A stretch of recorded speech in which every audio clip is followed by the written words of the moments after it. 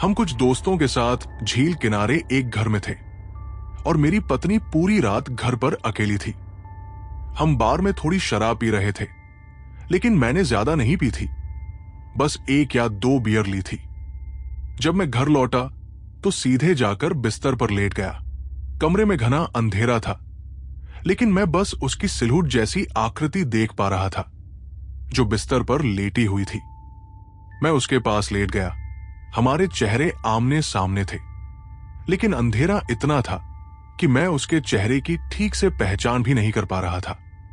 तभी मैंने महसूस किया कि वो शायद बैठी हुई है, तो मैंने हल्की आवाज में पूछा, अरे तुम बैठी क्यों हो, क्या कर रही हो? और तभी मैंने उसकी आवाज सुनी, लेकिन वो आवाज सामने से आई, जहां वो लेटी थी, ना कि वहां से जहां वो बैठी हुई लग रही थी। ये सुनकर मैं सिहर गया और उस आकृति को गौर से देखने लगा। जैसे जैसे मैंने ध्यान से देखा, मुझे एहसास हुआ कि वो चीज मेरी पत्नी के ऊपर नहीं थी, बल्कि वो बिस्तर के किनारे खड़ी थी, जैसे हवा में मंडरा रही हो। वो एक काली छाया थी और उसकी ऊंचाई लगभग 8 या 9 फीट रही होगी। जैसे जैसे मैं उसे घूरता गया, वो धीरे धीरे, बहुत धीरे धीरे मेरी तरफ बढ़ने लगी। लेकिन अजीब बात यह थी कि सिर्फ उसका चेहरा मेरी ओर आ रहा था, जैसे उसका सिर मेरी ओर फैलता जा रहा हो।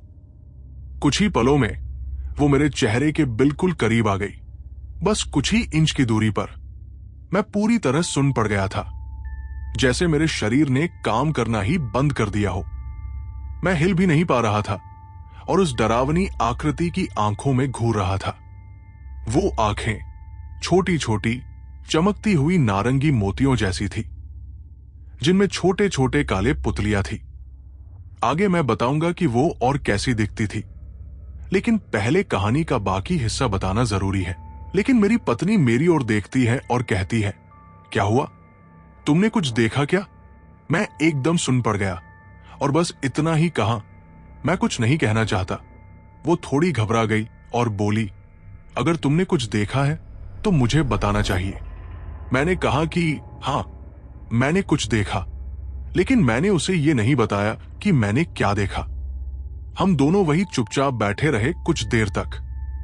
फिर मैंने कहा, डर मत, बस रिलैक्स करो और सो जाओ। लेकिन वो सो नहीं पा रही थी, उसे बहुत डर लग रहा था। तो हम दोनों भागकर हॉल में चले गए, जहां हमारे बाकी दोस्त थे। जैसे ही हम वहां पहुंचे, वो अभी भी डरी हुई थी और दोस्तों से कहने लगी, दोस्तों, मुझे लगता है कि जैक्सन, मैंने कुछ डरावना देखा है और अब मुझे तुम्हें वो सब बताना है जो मैंने देखा था जब तुम सब बार में थे। फिर उसने बताना शुरू किया। मुझे ऐसा लग रहा था जैसे कोई दरवाजे के बाहर खड़ा था, क्योंकि उसे दरवाजे के नीचे से हल्की रोशनी दिख रही थी। लेकिन ऐसा भी लग रहा था जैसे वहां 2 पैरों की छाया घंटों से जमी हुई थी। फिर वो सो गई, लेकिन जब उठी तो वो छाया गायब थी, लेकिन रोशनी अब भी हल्की हल्की दिख रही थी। और तभी उसने देखा कि एक काली परछाई जमीन पर रेंगते हुए उसकी ओर बढ़ रही थी, 4 पैरों पर चलती हुई। जैसे ही उसने ये सब बताया, मैं पूरी तरह जड़ हो गया, हिल भी नहीं पाया। फिर उसने जो अगली बात कही, उसने मुझे अंदर तक हिला दिया। उसने कहा, उस चीज की छोटी छोटी नारंगी आंखें थी और एक बहुत बड़ा डरावना मुस्कान, जिसमें टेढ़े मेढ़े नुकीले दांत थे। और यही वो पल था जब मेरे रोंगटे खड़े हो गए, क्योंकि ये वही चीज थी जो मैंने देखी थी और मैं उसे ये बताने भी नहीं पाया था कि मैंने क्या देखा था। उससे पहले ही उसने सबके सामने वही बात कह दी। मुझे अपनी आंखों पर भरोसा नहीं हो रहा था।